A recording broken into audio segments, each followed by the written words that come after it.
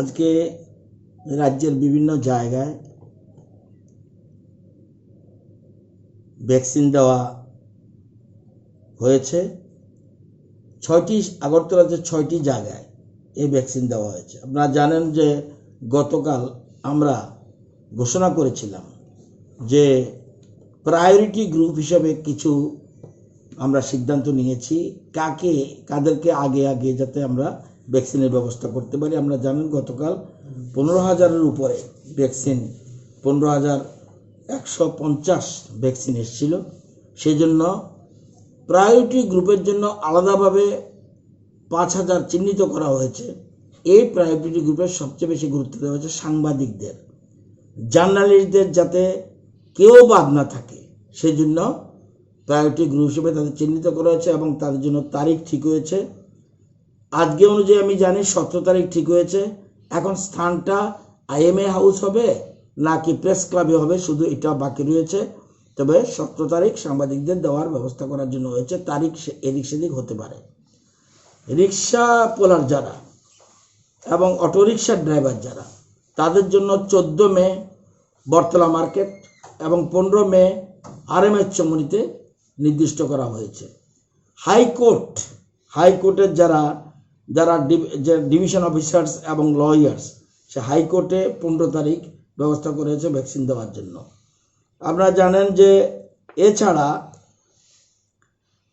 Electric ডিপার্টমেন্টের যারা জরুরি পরিষেবার সাথে যুক্ত রয়েছে, তাদেরকে 17 তারিখ IMA হাউসে, জগন্নাথ বাড়ি রোড, সেখানে দেওয়ার ব্যবস্থা হয়েছে।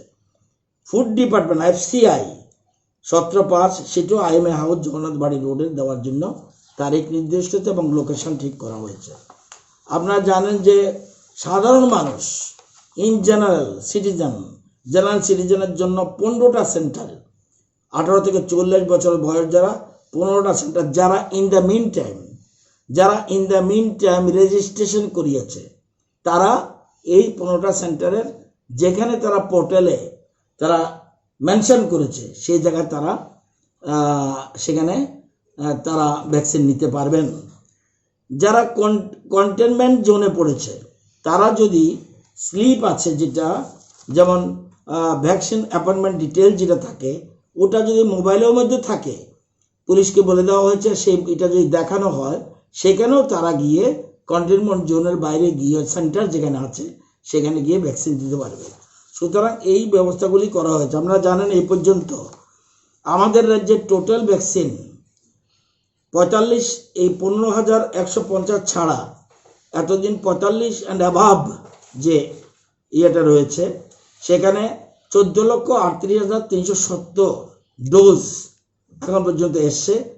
ফার্স্ট ডোজ দেওয়া হয়েছে 8,77,697 জনকে। সেকেন্ড ডোজ দেওয়া হয়েছে 5,45,226 জনকে। এবং বর্তমানে ওয়েস্টে ওই বয়সের জন্য নেই, কিন্তু সারা রাজ্যে 15,443 স্টক রয়েছে, যেটা 45 অ্যান্ড অ্যাভাব। তো এছাড়া আপনারা জানেন যে আমাদের রাজ্যের যে লোক সংখ্যা, সেই লোক সংখ্যার হিসাব অনুযায়ী আমরা যদি দেখি যে সেখানে 18 থেকে 44 বছরের বয়সের লোক রয়েছে ত্রিপুরাতে 16 লক্ষ, এবং 60 থেকে অ্যাভাব লোক রয়েছে 3,98,622, 45 থেকে 59 7,67,732, frontline worker 64,938, health care worker 47,897। এ হলো টোটাল চিত্র। সুতরাং আবার 16 তারিখ আবার কিন্তু ভ্যাকসিন আসছে, বিরাট একটা লট আসছে। আশা করি 16 তারিখ বিকেলের মধ্যে আমরা পেয়ে যাব। সুতরাং ভ্যাকসিনের কোনো অসুবিধা হবে না। যদিও সারা দেশের মধ্যে ক্রাইসিস কিছুটা হলো আছে, কিন্তু এটাকে যেহেতু সব রাজ্যেই, বেশিরভাগ রাজ্যে যেখানে পরিস্থিতি খুব খারাপ, সেখানে ভ্যাকসিনটা আগে দিতে চাইছে, কিন্তু আমাদের রাজ্যের পরিস্থিতি অনেকটা বেটার। তারপরেও আমরা পার্শ্ব করে আমাদের রাজ্যের মুখ্যমন্ত্রী বলুন, স্বাস্থ্য দপ্তরের কর্মকর্তারা বলুন, তারা দিল্লির সাথে আলোচনা ক্রমে সেই ভ্যাকসিনগুলি আনার প্রচেষ্টা হচ্ছে। আমরা আশা করি আমরা 16 তারিখ আরেকটা বিরাট লট পেয়ে যাব।